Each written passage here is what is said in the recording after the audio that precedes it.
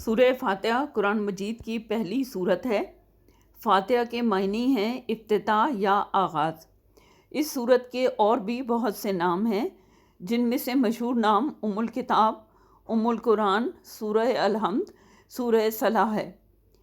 یہ سورت نماز کا لازمی جزو ہے اور یہ نبوت کے ابتدائی دور میں مکہ مکرمہ میں نازل ہوئی۔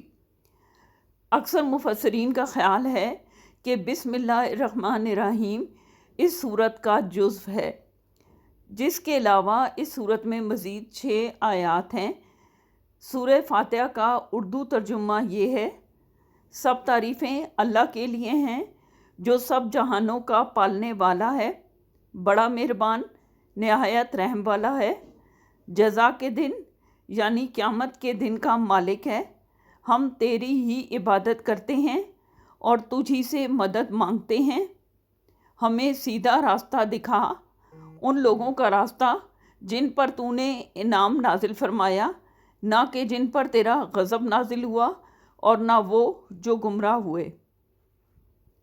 ویڈیو پسند آئے تو ویڈیو کو لائک کریں، شیئر کریں، چینل کو سبسکرائب کر لیں۔ اپنی دعاؤں میں یاد رکھیں، خوش رہیں اور خوشیاں بانٹیں۔ اللہ حافظ۔ اللہ آپ سب کا حامی و ناصر ہو۔